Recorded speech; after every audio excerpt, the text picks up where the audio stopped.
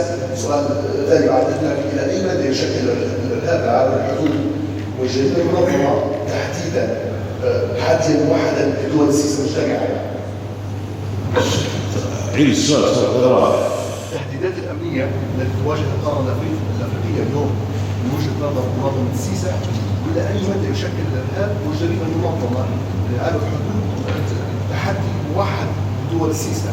هل تشوف اليوم الإرهاب أصبح تحدي لجميع دول السيسا، ولأن ليبيا عانت من الإرهاب فهي الوحيدة التي يمكن أن تتحدى هذه الأزمة؟ شكرا على السؤال، سؤال طيب. أول ليبيا لها دور في أفريقيا، وهي من مؤسسين الاتحاد الأفريقي، والسيسا اللي أسست في 2004 وكان لها دور ليبيا. والسيسا هذه عبارة عن مؤسسات أمنية استخباراتية، ومنطقة أفريقيا طبعا توق أفريقيا هناك نزاعات وبعض المسميات الأخرى.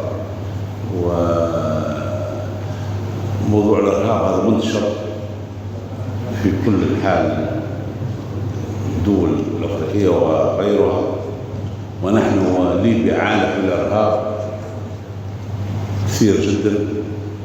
وانتم عارفين حاليا في مدينة بنغازي العاصية، الموقع اللي انتم فيه حاليا هذا في يوم من الأيام كان لنشطة الهدام والإرهابيين بهذا الموقع، وتم تطهيرها هي وبعض المدن الأخرى على مستوى ليبيا. فالسيسا تعتبر هي المؤسسة الأمنية الحقيقية المخابراتية الاستخباراتية لحماية الاتحاد الأفريقي، والخطر اللي يمر به حاليا الدول الأفريقية من نزاعات وما تمر به القارة الأفريقية الحقيقة لا يستهان به. والهجرة غير شرعية حاليا تدفع ثمنها ليبيا، والجريمة المنظمة وتجارة المخدرات وتجارة البشر. فيجب أن نحن عودة الاتحاد الأفريقي إلى ليبيا وتتريث ليبيا السيسا في إطار إعداد خطة استراتيجية لتوحيد المؤسسات الاستخباراتية الأفريقية في ترتيب منظومة وغرفة عمليات بين كل أجهزة المخابرات الأفريقية. شكرا. عبد العزيز الطاقي من قناة الغد. سيادة الفريق أسأل بداية عن تقييمكم اليوم. قناة الغد. نسأل سيادة الفريق على تقييمكم للوضع الأمني في ليبيا وكذلك الدول الأفريقية الأعضاء في منظمة السيسا، وكذلك محاولات أو مدى إمكانية الدول الأعضاء في حل الأزمات التي تعاني منها الدول الأعضاء في هذه بالنسبة للوضع الأمني جيد داخل ليبيا حاليا، وبالذات المناطق في ربوع ليبيا مثال منطقة الجنوب وبنغازي وسرت المنطقة الوسطى والمنطقة الغربية، والحقيقة في بعض من الناحية الأمنية ليبيا تعتبر من داعمين للاتحاد الأفريقي، والدول الأفريقية تعاني لديها مشاكل داخلية. المشاكل الداخلية تعني من ناحية اقتصادية ومن ناحية أمنية وسياسية. ووضع أفريقيا يختلف على باقي الدول. ليبيا في خير الحمد لله، ما شيء. وانتم اليوم انت في موقع في يوم من الأيام كانوا فيه الإرهابيين اللي انتم فيها الحين. هذا مبنى جديد كان ومباني وقرى سياحية، وتشوفوا اللي مرت به بنغازي من 2014 انتم عارفين يعني. أمور واضحة لكل العالم. اليوم هذه رسالة حدث تاريخي ورسالة للعالم بأن ليبيا بدأت تتراجع في العافية بتاعها، واللجنة الأمنية الموحدة بدأت تشتغل تأدي في عملها وواجبها الوطني. شكرا. تفضل. محمد تونس. سؤالي يتعلق يعني تقدم التقارير حول الوضع الأمني ووضع الإرهاب في ليبيا خلال هذه الدورة خلال الجلسة. هل ممكن تعطينا فكرة عامة طبعا وفقا لهذه التقارير عن الوضع الأمني ووضع الإرهاب في ليبيا؟ هذا السؤال الأول. شنو؟ السؤال الأول يعني وفقا للتقارير التي قدمت خلال الجلسات حول الاوضاع الامنيه والوضع الان في افريقيا، هل ممكن تعطينا نبذه عن هذه الوضعيه؟ السؤال الثاني هم تحدثتم في كلمتكم الافتتاحيه عن مبادرات ستقدم خلال هذه الجلسات، لو ممكن تعطينا تفصيل اكثر عن المبادرات. شكرا. أولا بالنسبة للجانب الأمني كانت هناك اجتماعات خاصة وسرية لإمكانية عدم الإعلان لها لمكافحة الإرهاب ولجان مشتركة لمكافحة الهجرة غير الشرعية والتجارة بالبشر والتعاون الأمني الأخير وتشكيل غرف مشتركة بين الأجهزة المخابراتية والدفترية بالكامل. هذا أولا. ثانيا هناك بعض الدول قدمت بعض المقترحات ومن ضمنها ليبيا لتطوير العمل الامني في السيسي. شكرا. تفضل. نعم شكرا. اسمي سمير بوش من موقع تمام جنوب السودان. مرحبا. السودان يشهد حرب وصراع، وما موقف السيسي من السلام في السودان؟ السؤال الثاني، عدم حضور مصر في قمة السيسي ماذا سير؟ بالنسبة للسودان ما فيش صراعات داخلية وأمور تمر بقبائل وخلافات أيديولوجية. هذه بالنسبة لداخل السودان.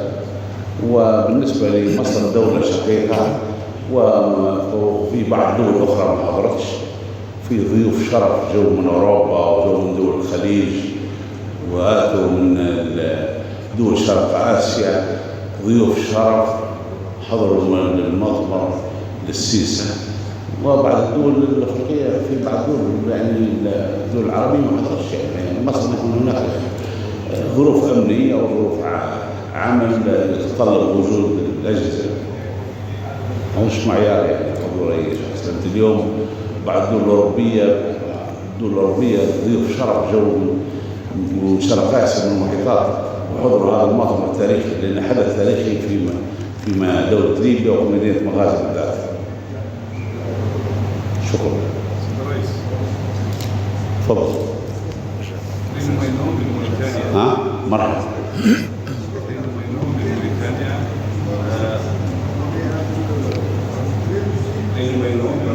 سؤالي ما الذي سيترتب عليه الوضع في بنغازي برأيكم بعد نجاح انتخابات قمة السيسي اليوم؟ ما هو المؤمل من هذه التحالفات الاستراتيجية والاستخبارات الأمريكية في توطين الأمن في باقي البلد ليبيا؟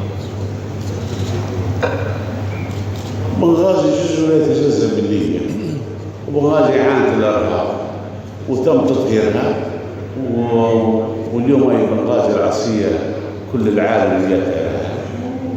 وبالنسبة لليبيا عبارة عن صراعات سياسية وحتنتهي في القريب العاجل. لما في فرق لا بين بنغازي ولا بين طرابلس ولا بين سرطان. ليبيا كتلة واحدة، وهذا الليبيين إخوة وأشقاء يتزاعلوا مرات حتى أنت وأخوتك وعيلتك. ماشي لا وجود. تفضل.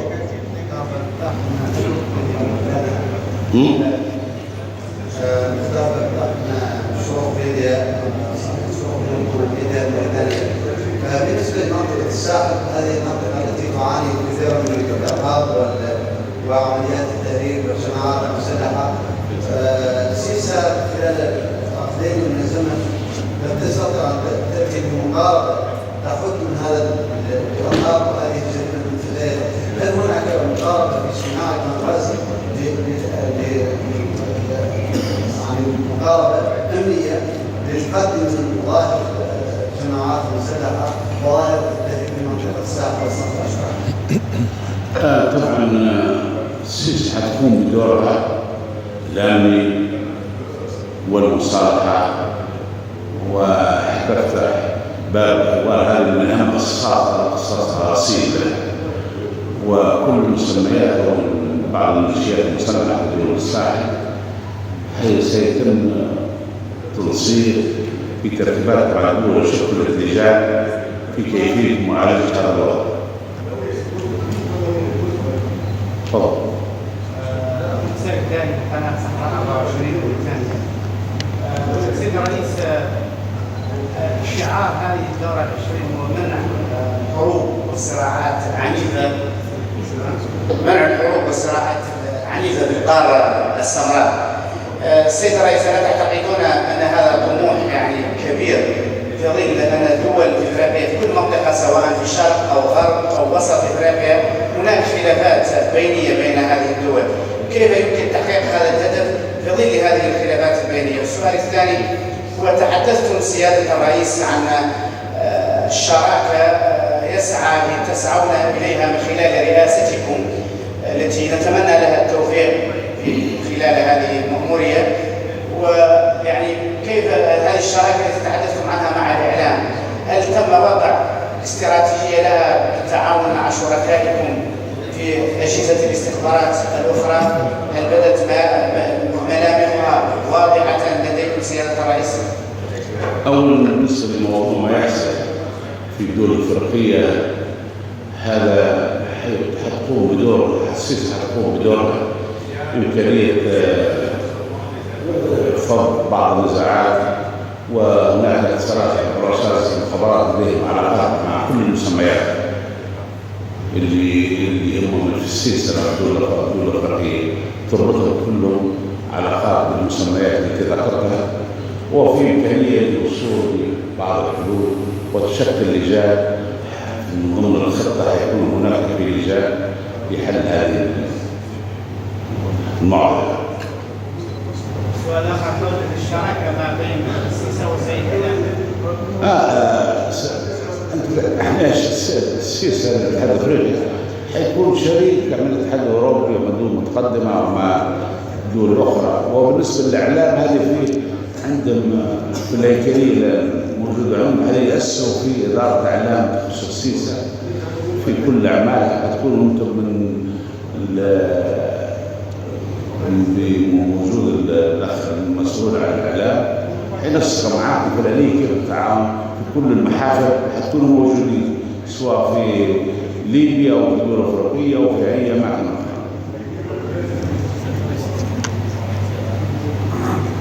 ابراهيم ليجي ثلاثة سؤالات.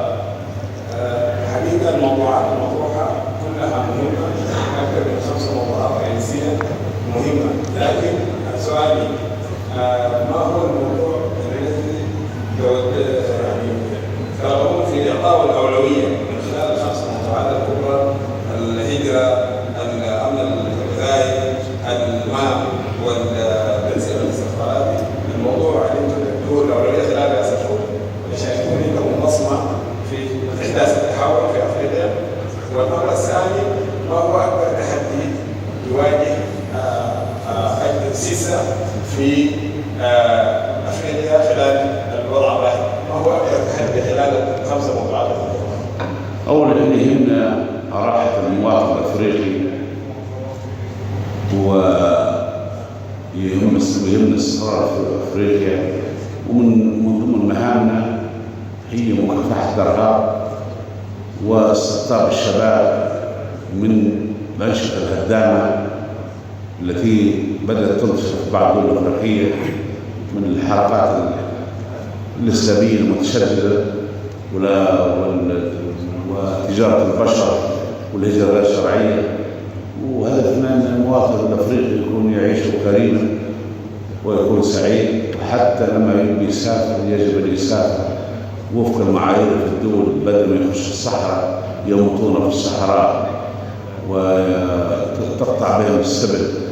اليوم الدول الأفريقية موجودة حركة الطيران والحركة البرية والحركة البحرية. حتى المواطن الأفريقي لما بيطلع وعنده ثقة في نفسه يكون يتقدم وفق معايير الدول، يركب الطيارة ويسافر ويوصل يعني سعيد وسليم. أما من مجموعات الهجرة تستغل الإرهاب. احنا مر بنا حالات مجموعات مطلوبة من منظمات تعرفها كنت زي بلاك بيرد والمنظمة والميتشي تبنى على مجموعات عربية تمارس في السطو في الجنوب وفي المنطقة الغربية وتم إحالتها بالقرار. سيادة الرئيس مقالة عن نفسي ونيابة عن زملاء الصحفيين نشكركم باهتمامكم بالصحافة وجعلنا ننقل الصورة الصحيحة عن بنغازي وعن ليبيا والحدود. سيادة الرئيس من أهم النقاط التي ذكرت في الأجندة موضوع المياه وما يتعلق بالمياه، كانت مياه عابرة للحدود مثل الأنهار أو كانت بعض السواحل في القارة الأفريقية. ونرى في القارة الأفريقية حاليا في 10 سنوات الماضية هنالك أزمات ما يتعلق في الأنهار العابرة للحدود، وهنالك أيضا رغبات لبعض الدول على أن تحصل الموانئ بطريقة أو بأخرى. ما دور السيسة في حل مثل هذه الأزمات؟ السؤال الثالث خلينا نكمل الأول. أول إحنا هذه الأمن الغذائي إحنا يهمنا السلام والاستقرار في أفريقيا. أما الجانب المياه والوردي في هذه إدارات مختصة لو مطلوب منا إحنا يدعم ندخل بحكم كأجهزة المخابرات. فإحنا دورنا الأمن والسلام في أفريقيا وغير أفريقيا، وليس بالنسبة للأمور المياه المؤسسة في إدارات مختصة احنا نطلب منا أي موقف نعطيه. شكرا. السؤال الثالث سيادة الرئيس، دور السيسة في حسب ذكركم دور السيسة لجعل حرية التنقل للمواطن الافريقي بالاستفعال، هل هنالك توجه من السيسة بأن يكون لدينا مستقبل افريقي مثل الاتحاد الافريقي لنقل المواطن الافريقي من جهة أخرى دون تطلبات ما يفعل بالتأشيرة والمسألة هذه الحدود؟ لا. الإرادة الأمنية معقدة. السيسة دور المواطن، يعني المواطن الافريقي دور انه يجي معزز كريم يجي يتقدم في اي سفاره من الدول وفق المعايير وفق القوانين، يدخل ليبيا او الليبي يمشي لافريقيا، ما يخش يمشي عند البر ولا يمشي عند يمشي يقدم يجيب كان في تاشيره ياخذ تاشيره ما فيش تحترم كل الدول سياسه. اما نقول حاليا الاتحاد الافريقي في معاملات خاصه في تسهيلات داخليه. السيسي دوره بتقدم التسهيلات امنيه من جميع الجوانب تقديم كل تسهيلات المواطن الافريقي، وهذه من هدفها. تفضل.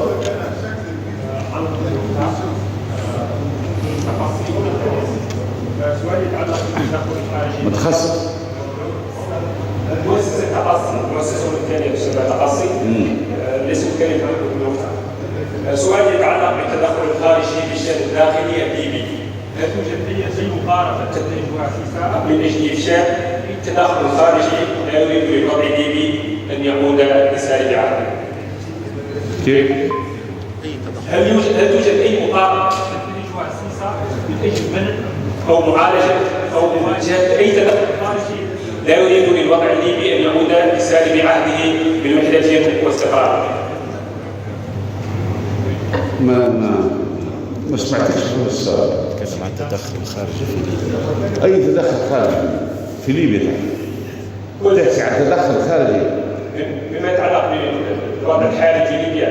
توجد جهات خارجية تدعم الأطراف كما يتداول بوسائل الإعلام. هل تنتهج السيسة أي مقاربة لمنع أي تدخل خارجي يهدد استقرار ليبيا عندها سيادة مستقرة وقضت على الإرهاب والوضع أمامكم أنتم مغازل في يوم وليلة مثالي المظروف المسميات اللي كانت ليبيا تملك السيادة ولا في طريقة تدخل، والسيسي ممكن لها دور تقرر كل الأطراف. هذا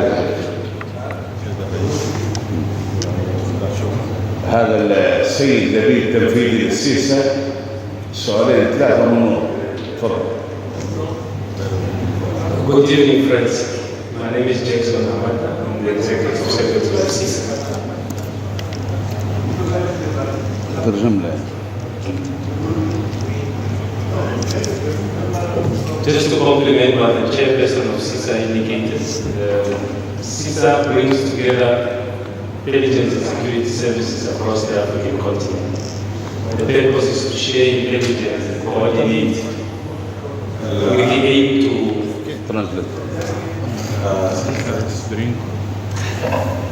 سيستم بريك تجمع كل الأجهزة مع بعض وتقارب الأجهزة الأفريقية مع بعض. The aim is to share intelligence, then provide that intelligence to the African Union to use the intelligence perspective as they go about with their political and diplomatic efforts to deal with threats and challenges that are facing the continent. الغرض هو جمع المعلومات وتحليلها وتقديمها لمفوضية الاتحاد الأفريقي. الاتحاد الأفريقي يقوم بالإجراءات السياسية والأمنية على المستويات السياسية. There was the violent conflicts, threats, issues like illegal migration. They were root causes. مثل الهجرة غير شرعية والحروب وغيرها. Unemployment, poverty, inequality, injustices, marginalization, ethnicity. الفقر والتهميش والبطالة وعدم العمالة كلها. That shows that ensuring security is a shared responsibility. كل هذه تدل على أن الأمن مسؤولية جماعية. When young African men mostly die in the deserts wanting to cross over the Mediterranean to go to the other side, it's because they are push factors from the countries where they are coming from. عندما يموت شعب أفريقي عندما يموت شعب أفريقي صغير في الصحراء كما ذكر السيد الرئيس وهو غادر من دولته. If those young men were employed, his food security was ensured. They would not decide to take dangerous routes to go to somewhere they've never been. They would prefer staying in their countries together with their families. So once the conditions are created that helps them to be in their countries, they will be in their countries. And the issue of illegal migration, that issues that make vulnerable young people to engage in criminal activities, if they are reversed, they will go a long way in preventing conflicts and violence. إذا كانت هناك عدالة اجتماعية ووضع صحي وكل المتطلبات متوفرة، وإذا كانت هناك أعمال في دولته وفرت إليه لما هاجر إلى طريق لا يعرفه وإلى دولة لا يعرف مصيره فيها. إذا كان هناك وضع اقتصادي مستقر لجلس واستقر مع السلام.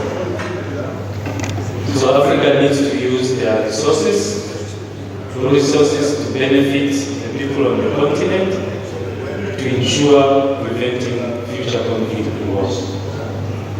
أفريقيا يجب أن تستفيد من كل إمكانياتها حتى تستطيع من مكافحة الهجرة الغير شرعية. إذا استفادت أفريقيا من إمكانيات ووظفت الأوضاع الاقتصادية لما هاجر الشباب إلى الخارج والاستفادوا من هذا الوضع. Thank you. شكرا.